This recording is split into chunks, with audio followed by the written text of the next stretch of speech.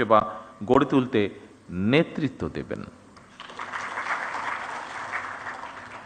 একটি সুস্থ জাতি গড়ার যে স্বপ্ন বা যে আকাঙ্ক্ষা আমাদের মধ্যে রয়েছে, সেই আকাঙ্ক্ষাকে বাস্তবায়নের রূপ দেওয়ার মূল কারিগর কিন্তু আপনারা। আমরা সবাই মিলে একটি স্বাস্থ্য ব্যবস্থা গড়তে চাই, যা হবে সবার জন্য সহজলভ্য, কার্যকর এবং মানবিক। আপনারা একটি জবাবদিহিমূলক, টেকসই এবং জনকেন্দ্রিক স্বাস্থ্যসেবা ব্যবস্থা গড়ে তুলতে সক্ষম হবেন, আমি দৃঢ়ভাবে বিশ্বাস করি। আপনাদের প্রত্যেককে নিজ নিজ এলাকার কর্মস্থলকে একটি স্বাস্থ্য মডেল সেবা কেন্দ্রে পরিণত করবেন, এটিও আমাদের প্রত্যাশা বাংলাদেশের একজন নাগরিক হিসাবে। সম্মানিত সকল উপস্থিতিবৃন্দ, আপনাদের সামনে যে কথাগুলি আমি এতক্ষণ তুলে ধরলাম, এই কথাগুলো আমাদের ম্যানিফেস্টো, আমাদের পরিকল্পনা, আমাদের চিন্তা ভাবনা সকল কিছুকে সন্নিবেশিত করে লিখিতভাবে আমি আপনাদের সামনে উপস্থাপন করেছি। আমার লিখিত বক্তব্যের যে শেষ কথাটি বলেছি সেটি ছিল আমার লিখিত বক্তব্যের শেষ লাইনটি। তারপরেও কয়েকটি লাইন আছে, সেইটু বলার আগে আমি আমার নিজস্ব দু একটি কথা আপনাদের সামনে আমি শেয়ার করতে চাই। আমরা প্রায়, বিশেষ করে বাংলাদেশের থেকে যারা চিকিৎসা সেবায় উচ্চতর ডিগ্রি নিতে চান, বা আমরা নিজেরাও অনেকেই যখন যে কোনো কারণেই বিদেশে যাই, আমাদের দেশের অধিকাংশ মানুষই কম বেশি ইউকেতে যান। আমার বক্তব্যে আমি এনএইচএস কথাটি উল্লেখ করেছি। এই এনএইচএস শব্দটির সাথে আপনারা প্রায় প্রত্যেক চিকিৎসক কম বেশি জড়িত। কেউ কেউ হয়তো যাবার সুযোগ হয়েছে যাদের, তারা দেখেছেন ব্রিটেনে তারা এনএইচএস নামক তাদের একটি ব্যবস্থাপনা আছে তাদের হেলথ সার্ভিসে।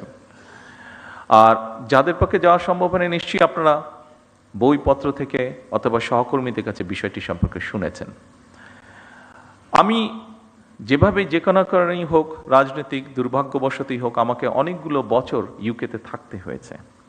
এই এনএইচএসটিকে আমি কাছে থেকে দেখার আমার সুযোগ হয়েছে। আমি এনএইচএসের প্রশংসায় যাচ্ছি না, আমি কিছু বাস্তবতা তুলে ধরার চেষ্টা করছি আপনাদের সামনে।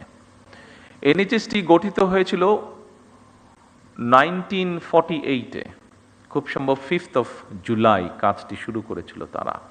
আজকে প্রায় 75 বছর হয়ে গিয়েছে। আপনাদের যাদের পক্ষে সম্ভব হয়েছে, যারা আপনারা ব্রিটেনে গিয়েছেন, দেখেছেন, নিশ্চয়ই আপনারা পত্রপত্রিকায় প্রায় দেখেছেন যে 75 বছর হয়ে গেছে এনএইচএস এর মাধ্যমে তারা তাদের দেশের মানুষকে সুবিধা দিচ্ছে। এনএইচএস এর তারপরেও সমস্যা রয়ে গিয়েছে এনএইচএস এর। অবশ্যই ব্রিটেন আমাদের থেকে অনেক ধনী একটি রাষ্ট্র। সেই ধনী রাষ্ট্র তাদের এই মুহূর্তে জনসংখ্যা খুব সম্ভব যতটুকু আমার ধারণা আছে 7 কোটির মতন। সেই এনএইচএস এর মতন একটি প্রতিষ্ঠান যার বয়স হচ্ছে 75 বছর, ব্রিটেনের মতন একটি রাষ্ট্র যার অর্থনৈতিক অবস্থান আমাদের থেকে অনেক বেশি শক্তিশালী, ব্রিটেনের মতন একটি দেশ যার জনসংখ্যা আমাদের 3 ভাগের 1 ভাগ, সেখানেও সরকার এনএইচএসকে চালাতে, এনএইচএস এর মাধ্যমে জনগণকে স্বাস্থ্য সুবিধা দিতে হিমশিম খাচ্ছে। প্রায় বিভিন্ন রকম এনএইচএসকে বাজেট দিতে হবে, এনএইচএস এর বাজেট বাড়াতে হবে, বিভিন্ন রকম সহযোগিতা করতে হবে, এই বিষয়গুলি প্রায় তাদের পত্র পত্রিকা বিভিন্ন আলোচনায় উঠে আসে। আপনারা আজকের এখানে প্রেজেন্টেশনে অনেকগুলো আপনাদের সমস্যার কথা বলেছেন। অবশ্যই সমস্যা থাকবে, কাজ করতে গেলে আপনাদের বিভিন্ন রকম সুবিধা অসুবিধা থাকবে, এবং সেটি সরকারের কাছে তুলে ধরাটাও অবশ্যই সঠিক কাজ আপনারা করেছেন। তবে সকল চিকিৎসকবৃন্দ উপস্থিত সহ আরও যারা এখানে উপস্থিত আছেন, দেখুন আমরা কিন্তু এদেশেই হয়েছি। এখানে আমরা এই হলরুমের মধ্যে যতগুলো মানুষ আজকে আমরা এখানে উপস্থিত আছে, প্রত্যেকটা মানুষ কিন্তু আমরা এই বাংলাদেশে জন্মেছি, প্রত্যেকটি মানুষ আমরা এই বাংলাদেশেই বড় হয়েছি। কাজে এই দেশের রাষ্ট্রের কি অবস্থা, এই দেশের মানুষের কি অবস্থা, আমাদের সমাজের কি অবস্থা, এগুলো আমাদের বোধহয় কাউকে বলে দেবার বা বুঝিয়ে দেবার প্রয়োজন নেই। প্রত্যেকটি জিনিসের সাথে আমরা পরিচিত। সেজন্যই আজকে আমি বলছি না একবারও, আমার অবস্থান থেকে আমি আপনাদেরকে বলছি না যে আপনারা যে সকল সমস্যাগুলো, আপনাদের কাজ করতে গিয়ে যে সকল সমস্যাগুলো আপনারা ফেস করেছেন সেগুলো গভর্নমেন্ট অ্যাড্রেস করবে না বা করতে পারবে না, এরকম কোনো কথা বলছি না। তবে সরকারের পক্ষ থেকে আমি আপনাদের সহযোগিতা চাইছি, আপনাদের সাহায্য চাইছি। আমি কেমন করে? দেখুন, যেই কথাটি আমি বললাম যে আমরা আমাদের দেশের অর্থনৈতিক অবস্থা বলুন, সামাজিক অবস্থা বলুন, প্রত্যেকটি জিনিস সম্পর্কে আমরা জানি, ধারণা আছে।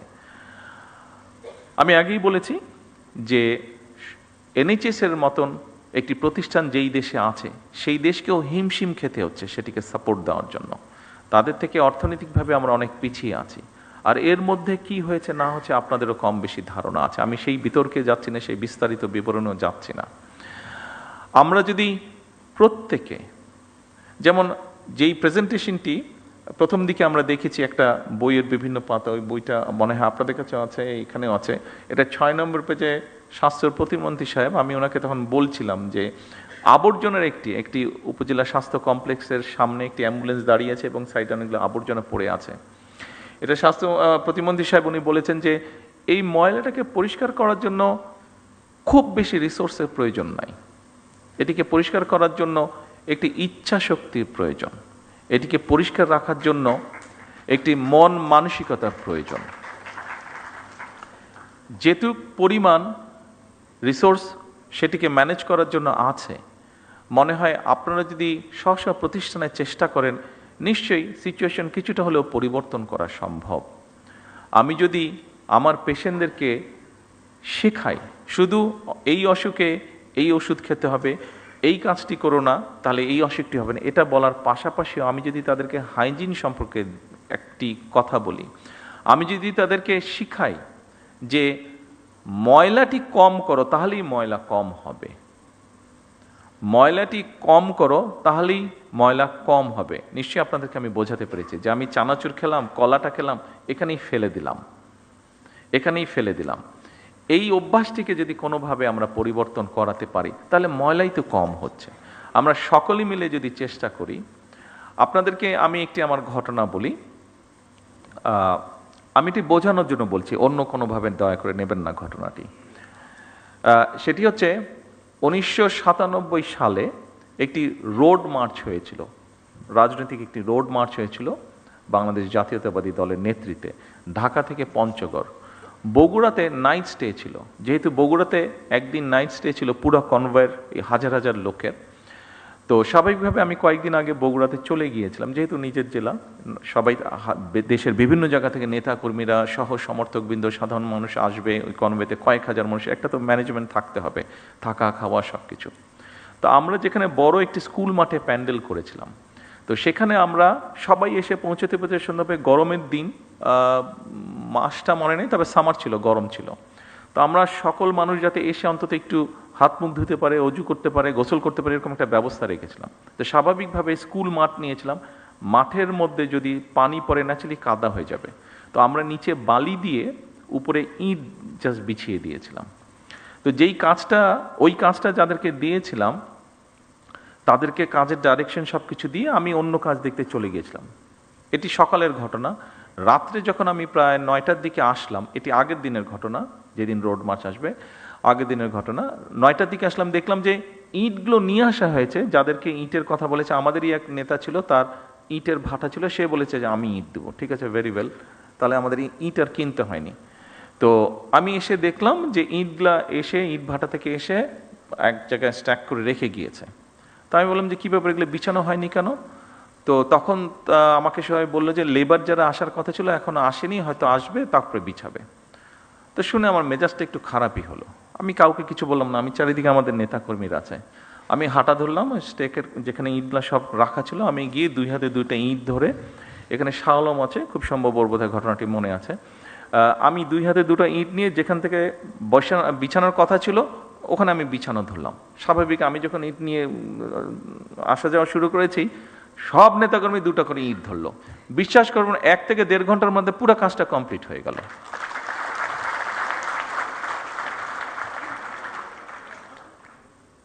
আপনারা যে যেখানে কাজ করছেন আপনারা সেখানকার নেতৃত্ব, আমি আমার বক্তব্যে বলেছি, কাজে আপনাদের উপরে অনেক কিছু নির্ভর করছে। আমি জানি আপনাদের সমস্যা আছে, আমি একটু আগে বলেছি এনএইচএস তারাও সমস্যার ভিতর দিয়ে যাচ্ছে, কাজে আমাদের যাওয়ারই কথা, তাদের অর্থনৈতিক অবস্থা অনেক শক্তিশালী, কিন্তু আপনারা যদি এটি আপনার প্রতিষ্ঠান, ওখানে আপনি নেতৃত্ব দিচ্ছেন। আপনি যদি চান 100% সম্ভব না, বাট অনেক সমস্যার সমাধান করা কিন্তু সম্ভব। চেষ্টা করে দেখুন, আমি দৃঢ়ভাবে বিশ্বাস করি আপনারা পারবেন। আপনারা পারবেন বলেই কিন্তু আপনাদের কাছে এই প্রত্যাশাটা করছি। সরকার একা কিছু পারবে না। সরকারকে যদি আপনারা সহযোগিতা আপনারা করেন, আমাদের প্রত্যেককে এগিয়ে আসতে হবে। দেখুন, আজকে ছুটির দিন, আমারও ইচ্ছা করে যে স্বাভাবিক আমার পরিবারের সাথে একটু সময় দিই। গতকাল শুক্রবার ছিল, গতকালকেও রাত্রি 12:30 আমি বাসায় ফিরেছি বিভিন্ন কর্মসূচি সেরে। আজকেও আপনাদের এখানে এসেছে, আজকেও আমার বাসায় ফিরতে ফিরতে ওরকমই হবে যেগুলো প্রোগ্রাম আছে। ফলে আজকেও ছুটির দিনেও আমি আমার পরিবারের সাথে থাকতে পারিনি। একই অবস্থা আপনাদের।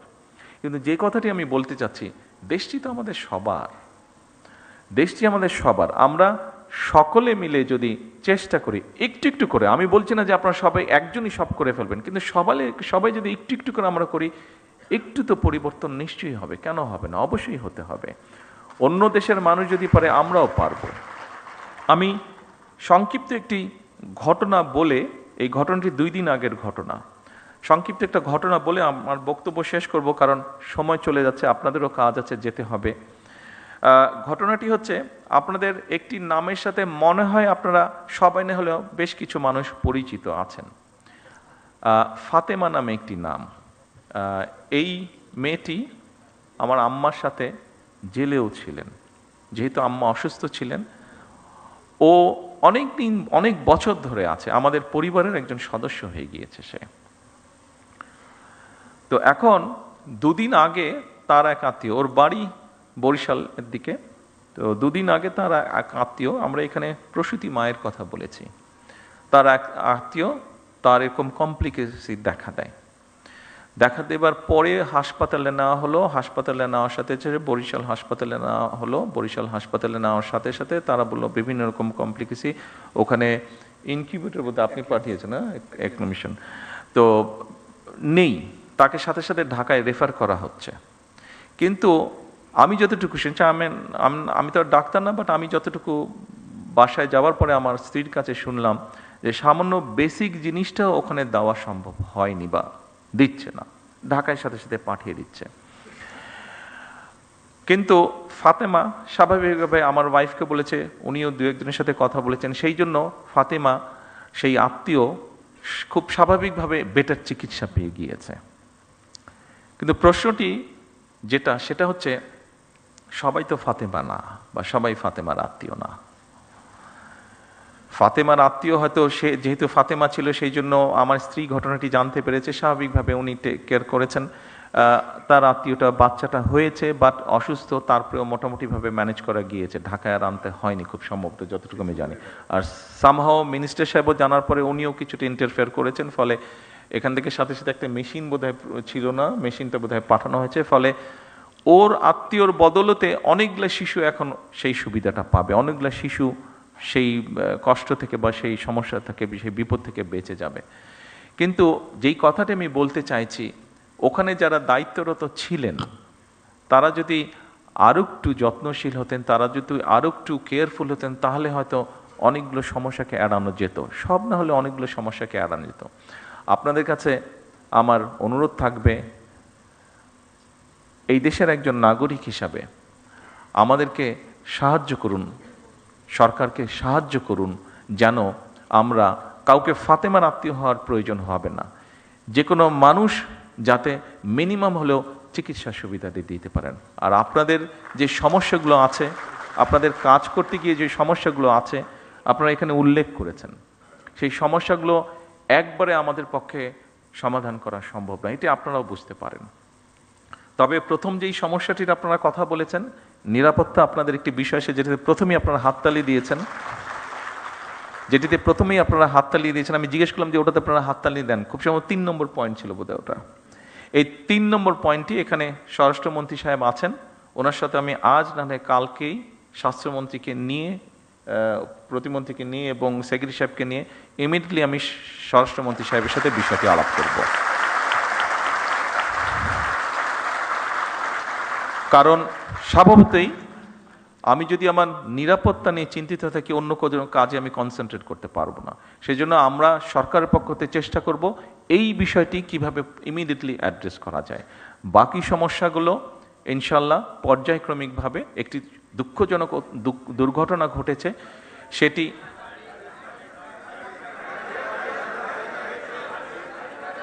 গাড়ি বলছেন না বাড়ি বলছেন? হ্যাঁ, গাড়ি। আমি আমি আসছিলাম, সেটাতেই আমি আসছিলাম। জি, টেইলার ড্রাইভার, সেটাতেও আমি আসছিলাম। দেখুন, ওই যে অনেক সময় কিছু সায়েন্স ফিকশন মুভি আমরা দেখি যে back to the future, back to the back to the মানে হ্যাঁ পাস্ট হবে। হ্যাঁ, আমরা যদি পাস্টে যেতে পারতাম তাহলে হয়তো মধ্যপ্রাচ্য যে সমস্যাটা, এটাকে হয়তো ম্যানেজ করে ফেলা যেত শুরু হবার আগে, তাহলে দেশের মধ্যে অনেক সমস্যা হতো না। তেলের যেই কিছু কিছু ক্ষেত্রে বিভিন্নভাবে কিছু অসুবিধা হচ্ছে, যেটি আপনারা বলেছেন, অবশ্যই ইট ইজ নিডেড। একটু সময় দিন আমাদেরকে। আমরা যেহেতু পিছন তো যেতে পারবো না, সামনে পিছনে যেই সমস্যাটা তৈরি হয়েছে এটার জন্য আরও সমস্যা তৈরি হয়েছে। আমাদেরকে অতিরিক্ত অনেক বেশি দাম দিয়ে দেশের মানুষ যাতে স্বাভাবিকভাবে সব কিছু রাখতে পারে, আমাদের যেরকম ভর্তুকির পরিমাণ বাড়াতে হয়েছে জ্বালানিতে, একইভাবে ইন্টারন্যাশনাল মার্কেট থেকে $2 বিলিয়নেরও বেশি ডলার দিয়ে আমাদেরকে ইমিডিয়েট তেল ক্রয় করতে হয়েছে। তার ফলে সরকারের বা জনগণের অনেকগুলো অর্থ খরচ হয়ে গিয়েছে। আমরা চেষ্টা করব যত দ্রুত সম্ভব, ড্রাইভারই হোক অথবা গাড়ির তেলের ব্যবস্থাটি হোক, আমরা করার চেষ্টা করব। একটু সময় দিতে হবে আমাদেরকে, একটু সময় লাগবে, পুরো জিনিসটা ম্যানেজ করার জন্য একটু সময় লাগবে। আপনারা একটু ধৈর্য ধরেন, ইনশাল্লাহ বাকিগুলো ধীরে ধীরে আমরা করব। তবে নিরাপত্তার বিষয়টি আমরা ইনশাল্লাহ ইমিডিয়েটলি দেখব। সকল চিকিৎসকবৃন্দ, বক্তব্য শেষ করার আগে দিয়ে আবারও আমি আপনাদের কাছে সহযোগিতা চেয়ে যাচ্ছি। সরকারকে দয়া করে, সরকারকে বাদ দেন, আপনি মানুষকে সহায়তা করুন, মানুষকে সহযোগিতা করুন, মানুষকে হেল্প করুন। কারণ সে আপনারই কেউ না কেউ, সে আপনারই একজন, সে আপনার এই সমাজের একজন সদস্য, সে আপনার এই দেশের একজন নাগরিক। আসুন, আমরা যেহেতু এখানে আমরা যারা উপস্থিত আছি, এই ঘরে যে কজন মানুষ আমরা উপস্থিত আছে, আমরা কোনো না কোনোভাবে কিন্তু প্রিভিলেজড, কেউ কম কেউ বেশি, কিন্তু প্রত্যেকে প্রিভিলেজ, কেউ না বলতে পারবেন না, কিন্তু কোনো না কোনোভাবে প্রত্যেকে কিন্তু প্রিভিলেজড। বাংলাদেশের অধিকাংশ মানুষ, অধিকাংশ নাগরিক কিন্তু নট প্রিভিলেজড। আসুন, যারা নট প্রিভিলেজড, আমরা অল্প সংখ্যক মানুষ যারা প্রিভিলেজড আছি, চেষ্টা করি কিভাবে নট প্রিভিলেজদেরকে কিছুটা সহযোগিতা করতে, কিছুটা সাহায্য করতে, কিছুটা তাদের কষ্ট লাঘব করতে। আমি বিশ্বাস করি যে কথাগুলো, যে অনুরোধগুলো আপনাদের সামনে আমি করেছি,